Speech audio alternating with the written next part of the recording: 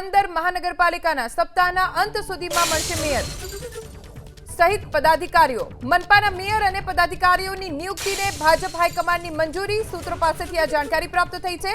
એકાદ દિવસમાં વિકાસ કમિશનર મનપાની પ્રથમ બોર્ડ બેઠક માટે સૂચના આપશે। વિકાસ કમિશનરની સૂચના બાદ મનપા કમિશનર્સ બહાર પાડશે બોર્ડ મીટિંગનો એજન્ડા। ઓછામાં ઓછા 3 દિવસના સમયગાળા બાદ બોર્ડ મીટિંગ મળશે। પહેલી બોર્ડ મીટિંગમાં જ મેયર સહિતના પદાધિકારીના નામ જાહેર થશે। આવતીકાલે મેયર્સના નામ જાહેર થવાની શક્યતા નહિવત છે।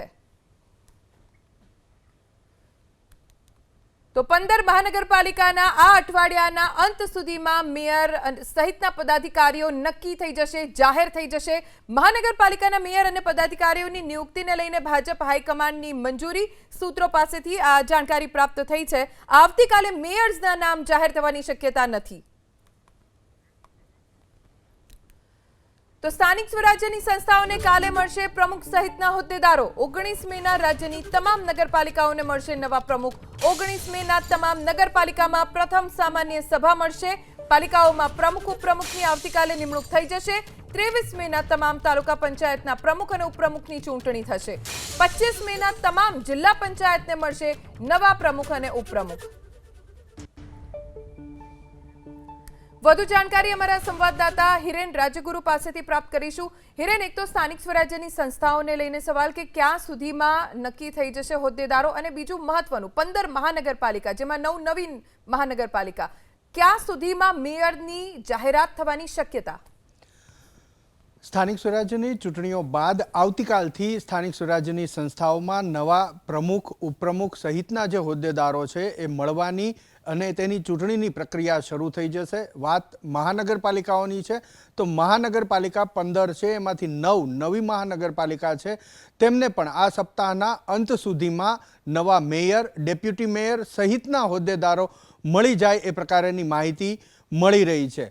મહાનગરપાલિકાની વાત કરીએ તો મહાનગરપાલિકામાં એક સિસ્ટમ હોય છે કે શહેરી વિકાસ કમિશનર એ એક સૂચના આપતા હોય છે તમામ મહાનગરપાલિકાના કમિશનરને, અને ત્યારબાદ મહાનગરપાલિકાના કમિશનર એ એજન્ડા બહાર પાડતા હોય છે, અને જેવા એજન્ડા બહાર પડે એના ઓછામાં ઓછા 3 દિવસ અને વધુમાં વધુ 5 દિવસની અંદર પ્રથમ સામાન્ય સભા મળતી હોય છે। અને આ જ પ્રથમ સામાન્ય સભાની અંદર મેયર નિમાતા હોય છે, ડેપ્યુટી મેયર નિમાતા હોય છે, શાસક પક્ષના નેતા નિમાતા હોય છે, અને સાથે જ સ્ટેન્ડિંગ કમિટીના ચેરમેનની ચૂંટણી પણ થતી હોય છે। અને આના માટે થઈ અને સ્ટેન્ડિંગ કમિટીની ચૂંટણી માટેના ફોર્મ પણ ભરવાના રહેતા હોય છે। આ પ્રક્રિયામાં ઓછામાં ઓછા 3 અને વધુમાં વધુ 2 દિવસ ફાળવવામાં આવતા હોય છે। હજુ સુધી આ અંગેનું કોઈ પણ નોટિફિકેશન શહેરી વિકાસ કમિશનર દ્વારા બહાર નથી પાડવામાં આવી રહ્યું, પરંતુ સૂત્રો દ્વારા જે માહિતી મળી રહી છે એ પ્રમાણે આવતીકાલે કદાચ આ નોટિફિકેશન બહાર પડી શકે છે।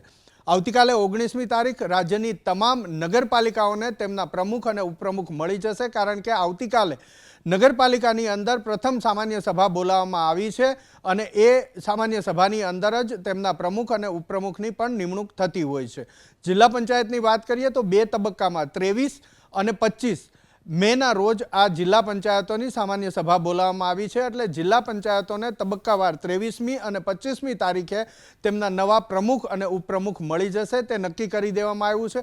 સાથે જ રાજ્યની તમામ તાલુકા પંચાયતો 23મી તારીખે તેમની સામાન્ય સભા બોલાવવામાં આવી છે। પ્રથમ સામાન્ય સભાની અંદર તેના પ્રમુખ ઉપપ્રમુખ સહિતના જે હોદ્દેદારો છે એ હોદ્દેદારોની વરણી અથવા તો નિમણૂક થતી હોય છે, અને એ નિમણૂક 23મી તારીખે થઈ જશે। એટલે 19મી તારીખે નગરપાલિકા, 23મી તારીખે તાલુકા પંચાયત, 23મી તારીખે કેટલીક જિલ્લા પંચાયત, અને 25મી તારીખે બાકી રહેતી તમામ જિલ્લા પંચાયતોમાં નવા પ્રમુખ ઉપપ્રમુખ એ નિમાઈ જશે, અને તેમની વરણી કે નિમણૂક જે કરવાની થાય છે એ પૂર્ણ થઈ જશે। વાત મહાનગરપાલિકાની તો મહાનગરપાલિકાનું નોટિફિકેશન આવતીકાલે સંભવતઃ બહાર પડી જશે, જેને લઈ અને ઓછામાં ઓછા 3 દિવસ અને વધુમાં વધુ 5 દિવસ એટલે કે આ સપ્તાહના અંતમાં, આજે સોમવાર થયો છે, શનિવાર સુધી આ તમામ મહાનગરપાલિકા જે નવી 15 મહાનગરપાલિકાની ચૂંટણી યોજાઈ હતી તેમને નવા મેયર અને નવા ડેપ્યુટી મેયર સહિત શાસક પક્ષના નેતા સહિતના તમામ જે પદાધિકારીઓ છે તે મળી જશે। ધ્વની।